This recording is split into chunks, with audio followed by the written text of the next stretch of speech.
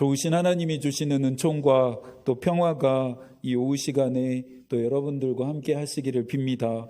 복음주의 신학자인 데이비드 웰스는 도덕적인 낙심판을 상실한 미국 사회의 현실을 날카롭게 비판했습니다.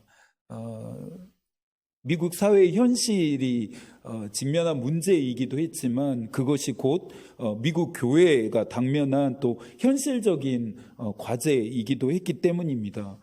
그의 이야기를 한번 들어보시겠어요? 기능적으로 우리가 도덕에서 멀어졌다거나 표류하고 있다는 것이 아니다. 우리는 도덕적으로 삭제되었다. 우리는 아예 도덕적 문맹자들이며 도덕적인 진공 상태에 있다. 그의 비판에 날이 서 있습니다. 그러면서 그는 이제 소위 거듭났다는 사람들과 세속인들을 비교해도 눈에 띄는 윤리적인 차이가 없을 정도로 특징을 상실했다라고 웰스가 비판합니다. 비단 미국 사회의 현실과 또 미국 교회들만을 향한 비판과 도전은 아닐 것입니다. 왜냐하면 미국 사회가 처해 있는 상황들, 또 미국 교회가 당면하고 있는 이 과제들은 한국 사회 또 한국 교회의 문제이자 또 도전이 되기 때문입니다. 윤리적인 측면이 복음의 단면이 될 수는 있지만 전체가 된다고 말할 수는 없습니다. 오늘 우리가 집중하고 싶은 것은 윤리적인 측면이 아니라 그리스도인과 비그리스도인 사이에 특징이 사라져 버렸다라고 하는 점입니다. 경계가 없어졌다라고 하는 말인데요. 오늘부터 여러분들과 함께 나누게 되는 7가지 치명적인 죄악의 이 시리즈는 이 특징과 경계들을 다시 세우기 위함입니다. 거대한 어떤 거시적인 관점이 아니다 하더라도 우리 교회만이라도 노력해보고 실천해보자라는 것입니다. 플라톤 아래에서 수련했던 철학자들은 엄격한 통제와 훈련을 감수해야 했다고 합니다. 플라톤은 기초적인 것들을 훈련하고 학습하는 것을 굉장히 중요시했다라고 합니다. 어떤 운동에 숙달하고 또 도달하려고 한다면 기초가 너무나도 중요하다는 것을 플라톤이 잘 알았기 때문입니다. 그럼 플라톤의 목표는 거룩함 외에는 선한 것을 닮아가는 일 외에는 결코 없다라고 말할 정도였습니다. 복음주의의 거장이었던 C.S. 루이스도 이 외에 다른 것에는 목표를 두지 않았습니다. 거룩한 것, 선한 것 외에는 목표를 두지 않았다는 말입니다. 그들이 추구했던 것을 감리회스럽게 말한다면 곧 성화입니다. 하나님의 형상을 회복하고 하나님의 형상을 닮음입니다. 7가지 치명적인 죄악은 오랜 기독교 전통의 유산이라 할 수 있습니다. 동방교회 수도원에서 시작되었던 이 유산은 4세기 이집트 사막의 수도사였던 에바그리우스에 의해서 정리됐습니다.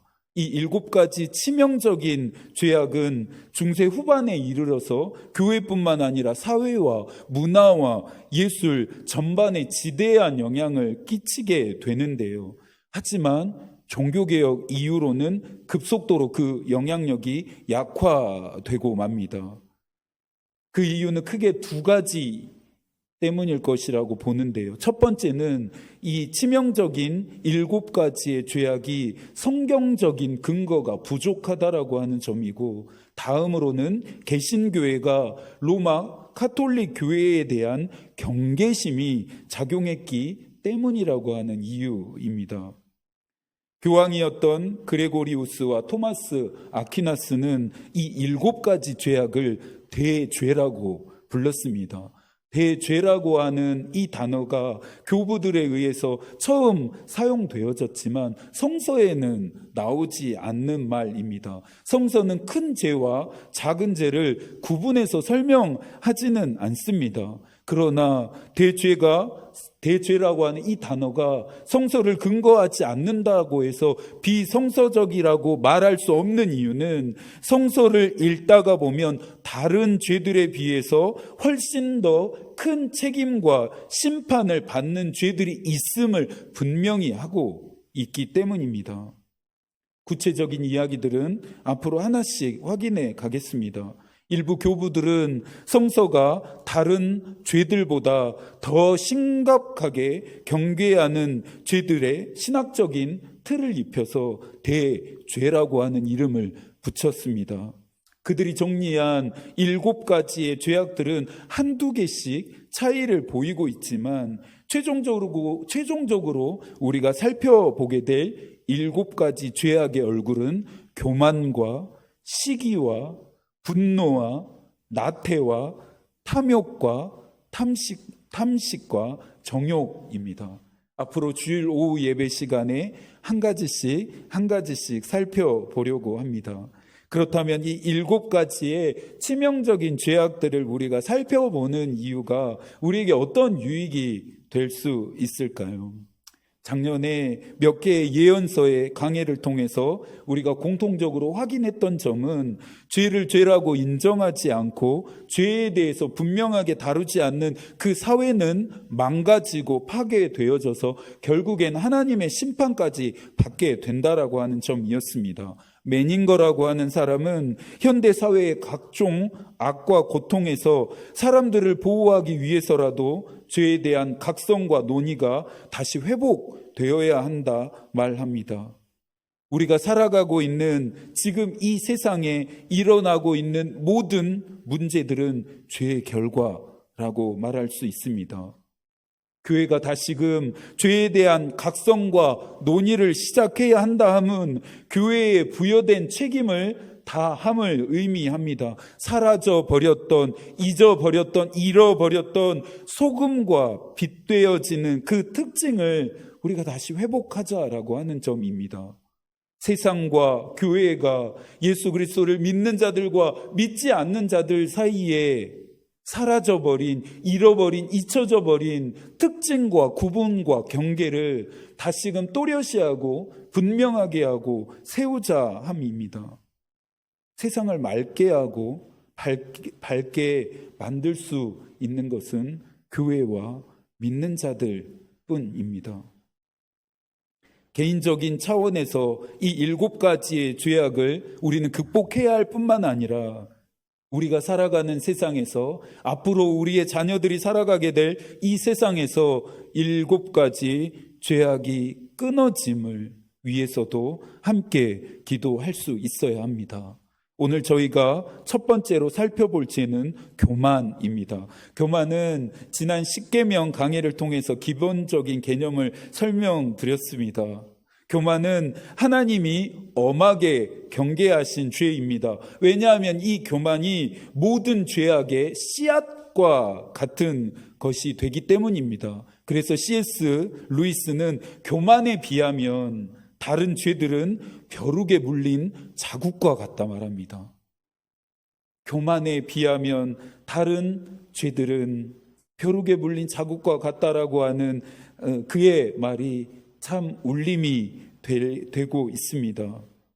교만을 다른 죄들보다 으뜸으로 여긴 것은 루이스만이 아니었습니다. 교부들을 포함한 믿음의 선조들 역시 근본적인 악덕, 최대의 악으로 교만을 꼽았습니다.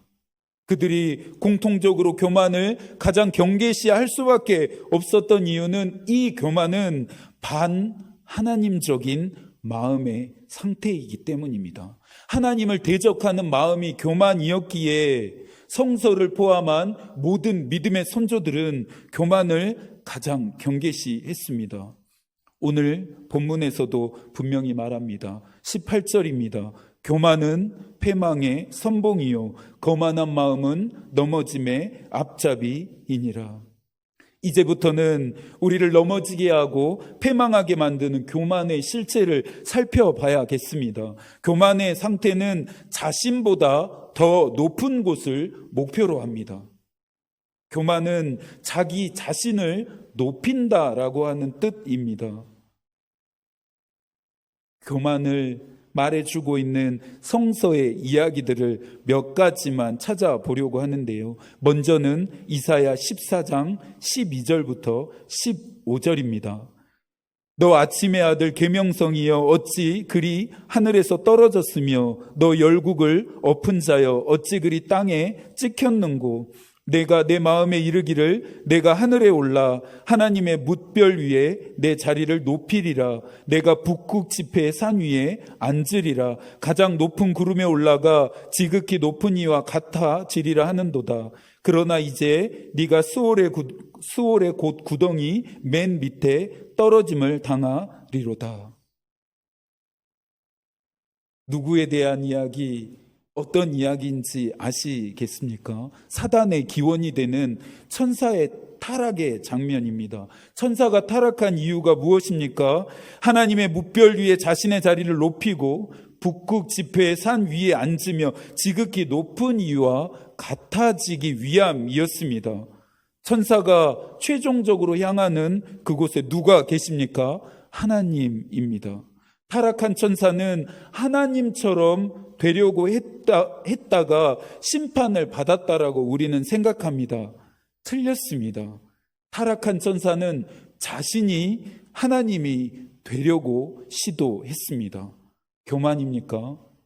자신보다 더 높은 곳을 목표로 삼았고 자기 자신이 하나님이 되려고 했으니 교만입니다. 가장 큰 죄 중에 죄를 천사가 저질렀던 것입니다.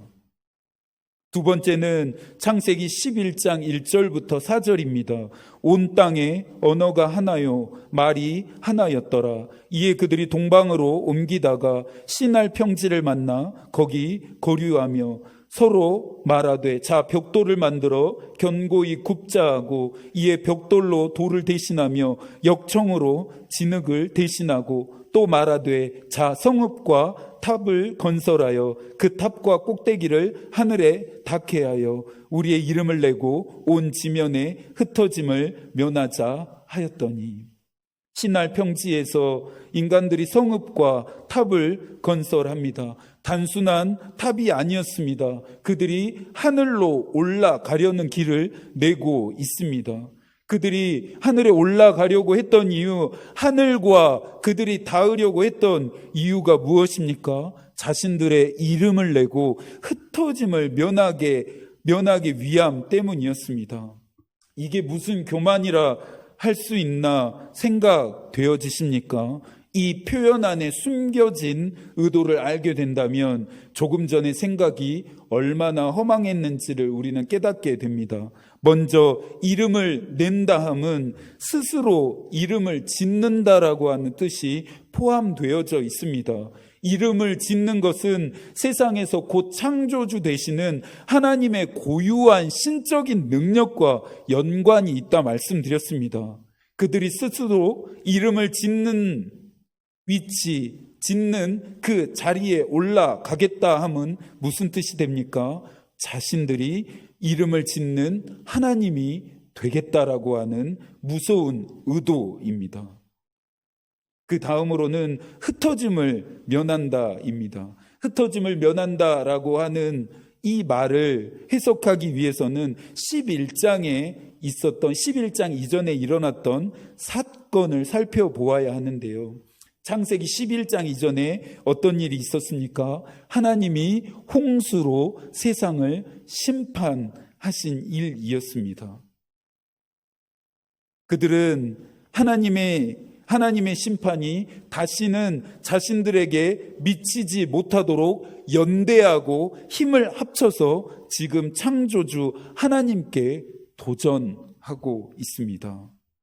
조금 전에 읽었던 말씀 중에 3절을 보면 그들이 돌을 대신해서 역청으로 또 진흙을 대신했다라고 이야기하고 있습니다. 벽돌 대신에 돌을 또 역청을 진흙 대신에 사용해서 이들이 성읍과 탑을 건설하고 있다라고 말하는데요.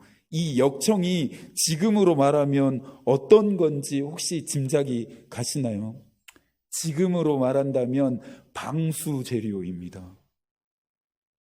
하나님이 또다시 물로 자신들을 심판하실까봐 그 심판에 인간들이 지금 힘을 합쳐서 대비하고 있는 것입니다. 교만입니까? 자신들보다 더 높은 곳을 목표로 하고 있고 하나님께 도전하고 있으니 교만입니다.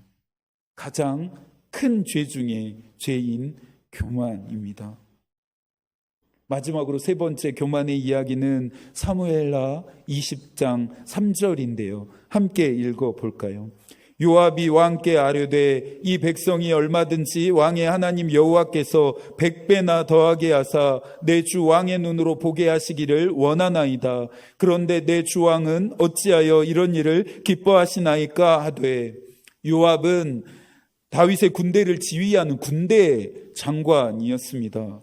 이스라엘의 왕이었던 다윗은 하나님의 뜻을 거스른 인구 조사를 하라는 지시를 군대 장관이었던 요압에게 내립니다. 요압은 백성들의 인구수와 상관없이, 이스라엘의 군대와 상관없이 하나님이 이스라엘을 지키실 것이라고 다윗에게 말하면서 다윗의 지시에 저항했습니다. 누구의 교만입니까? 이스라엘의 왕이었던 다윗의 교만입니다. 하나님을 의지하지 않고 다른 것, 이스라엘 백성의 수, 군대의 수를 의지하려 했으니 교만이었습니다. 이 세 가지 이야기들이 공통적으로 말하는 특징이 있습니다. 자신의 근원 되시는 하나님을 버리고 자신이 근원이 되고 자신을 근원으로 삼는다입니다. 믿음의 선조들이 교만을 대죄라 규정할 만합니다. 믿음의 선조들은 교만 중에서도 최악의 교만이 있다라고 말합니다. 죄 중에 가장 큰 죄가 교만이 되는데 교만 중에서도 최악의 교만이 또 따로 있다라고 말합니다. 그 교만이 영적인 교만이라는 것입니다. 거룩한 채 하고 겸손한 채 하는 영적인 교만을 교만 중에서도 가장 큰 교만으로 그들은 경계합니다. C.S. 루이스는 마귀는 그런 자들의 편이다 라고 말했습니다. 교만한 자들 중에서도 특히 영적인 교만에 빠진 자들, 마귀가 그런 자들의 편, 그런 자들과 함께 한다라고 루이스는 경고합니다. 그러면서 C.S. 루이스의 스크류 테이프의 편지라고 하는 짧은 책이 있는데요. 그 책에 이런 이야기가 나옵니다. 늙은 악마인 그 스크류 테이프가 젊은 조카 악마인 워무드에게 악마 일을 잘 할 수 있도록 실제적인 경험을 바탕으로 조언을 합니다.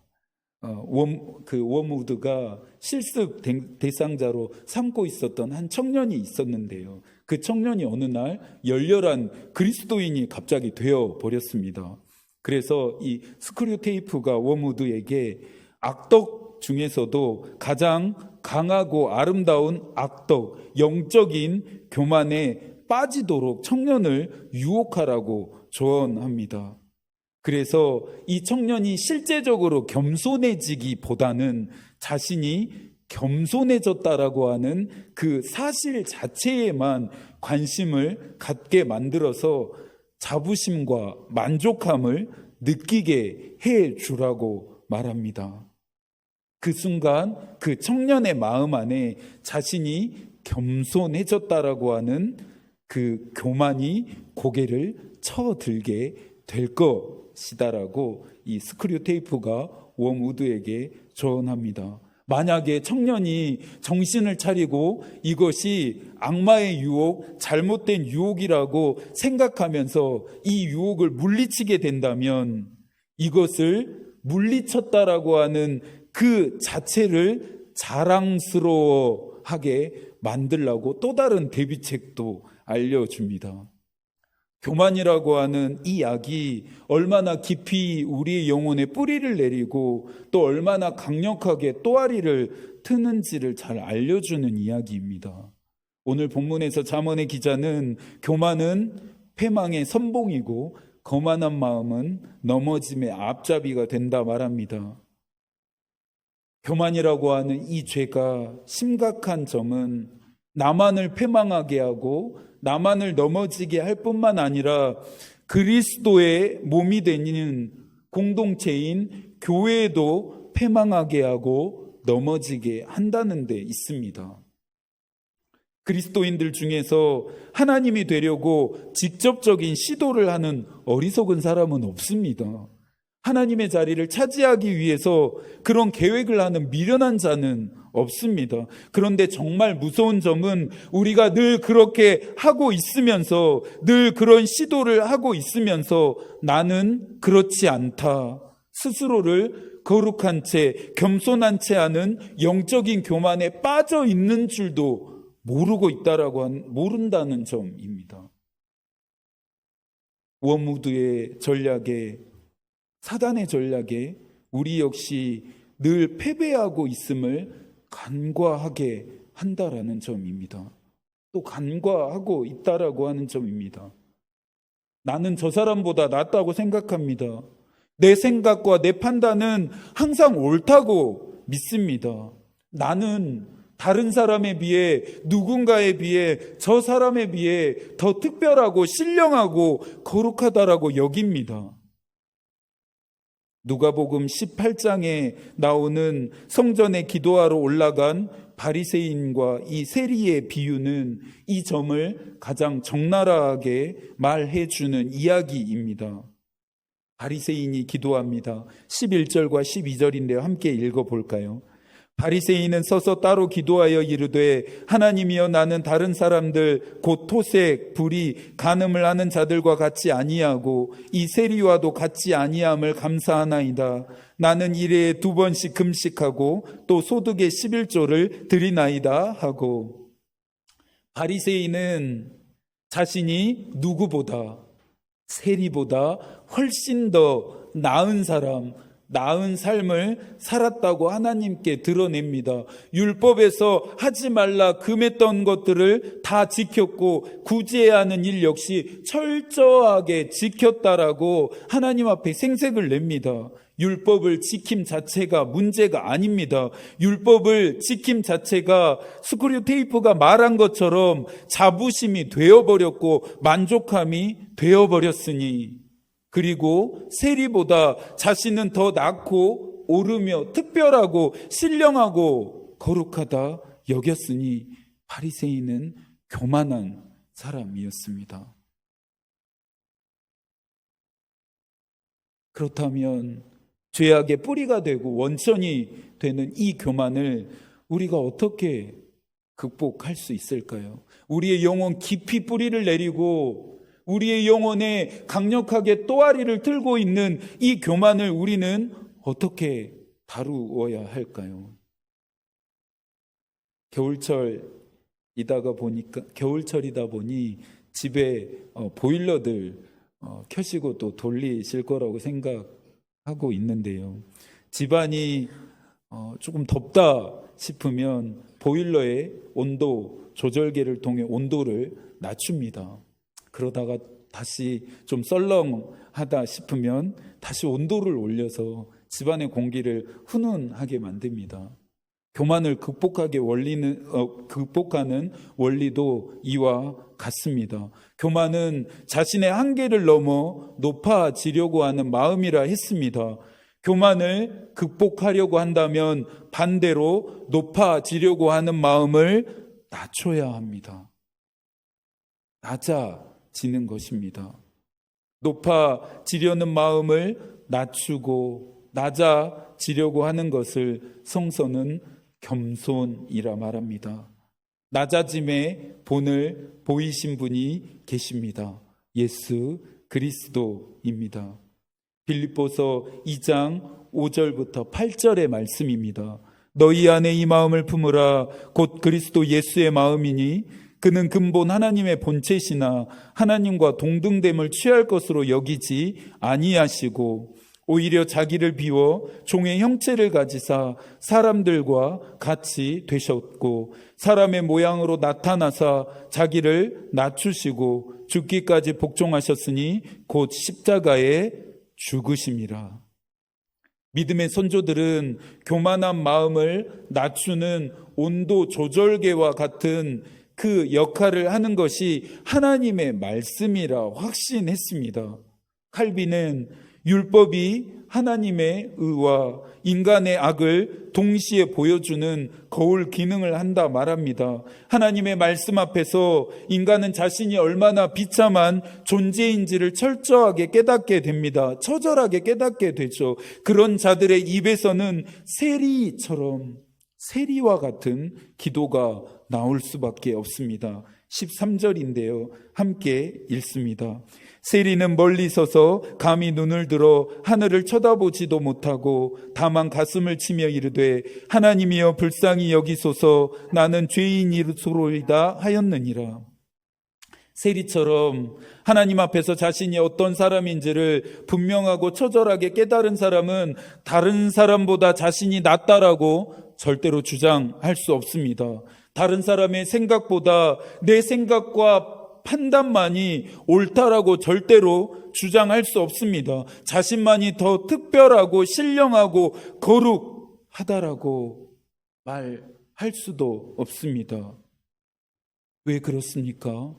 자신이 불쌍히 여김을 받아야 하는 죄인임을 깨달았기에 높아지려고 하기보다 오히려 낮아지려고 하기 때문입니다. 고개를 쳐들기보다 오히려 엎드립니다. 하나님이셨던 예수 그리스도는 이 땅에 오셔서 한 번도 높아지려 하지 않으셨습니다. 하나님이셨던 그분이 하나님 되시기를 포기하셨습니다. 모든 능력까지 내려놓으셨습니다. 높으신 하나님 아버지의 뜻을 이루기 위해서 자신이 철저하게 낮아져야 함을 아셨기 때문입니다. 그 낮아짐이 우리에게 어떤 모습으로 나타났습니까? 십자가의 죽음입니다. 겸손한 자들은 다른 사람들 앞에서도 자신을 낮추는데 하물며 하나님이 되려고 하나님의 자리를 차지하려고 하는 시도를 할 리가 없습니다. 그러니 어거스틴도 첫째가 겸손, 둘째도 겸손이다 말합니다. 예수 그리스도를 믿는 사람들, 예수 그리스도를 따르는 사람들은 겸손한 사람들이어야 합니다. 높아지려고 하기보다 낮아지려고 하는 사람들이어야 합니다. 높은 자리에 올라가기를 기뻐하기보다 기꺼이 아무도 내려가지 않는 낮은 곳을 향하는 사람들이어야 합니다. 우리가 만나고 싶은 주님, 우리가 그토록 보고 싶은 주님은 높은 곳이 아닌 낮은 곳에 계십니다. 저와 여러분에게 이 교회라고 하는 공동체는 겸손을 배우게 하고 훈련하게 하는 훌륭한 장소가 됩니다. 다른 사람의 존재, 다른 사람의 말, 생각, 행동, 상황, 방식 등을 받아들이면서 인내하게 하고 배우게 하는 그런 장소가 되어주기 때문입니다. 그러니 믿는 자들은 교회와 공동체와 홀로 동떨어져서 신앙생활을 잘 할 수 있을 리가 없습니다. 그것은 어려운 일입니다. 본회퍼는 원수와도 함께 생활할 수 있어야 한다라고 말합니다. 좋은 사람들과 신앙생활을 하는 것이 아닙니다. 내가 누군가에게 좋은 사람이 되어주고 내가 누군가에게 좋은 삶이 어떤 삶인지를 보여주는 것입니다. 우리 교회가 계속해서 겸손을 배우고 훈련하는 장소가 될 수 있기를 소망합니다. 이 안에서 우리는 높아짐이 아닌 낮아짐을 철저하게 배우고 훈련할 수 있게 되기를 바랍니다. 목사인 저부터 높아지려고 하기보다는 낮아지기 위해 제 자신을 더 낮추기 위해 애쓰고 노력하겠습니다. 마귀는 교만한 자들의 편입니다. 하나님이 내 편이 되게 하시려면 어떻게 해야 합니까? 겸손해야 합니다. 낮아져야 합니다. 교만하지 않아야 합니다. 내가 거룩하고 성결한 삶을 살기 위해서는 어떻게 해야 합니까? 모든 죄악의 근원이 되고 씨앗과 같은 교만을 십자가의 능력으로 철저하게 다루고 극복해야 합니다. 이 한 주간도 하나님이 여러분과 함께 하시기를 기도하겠습니다. 심령이 가난함을 가지고 또 겸손함을 가지고 이 한 주도 저와 여러분이 잘 한 주간의 삶을 살아낼 수 있기를 축복합니다. 하나님의 마음이 우리의 기도가 되고 하나님의 뜻이 우리의 길이 되기를 빕니다. 아멘.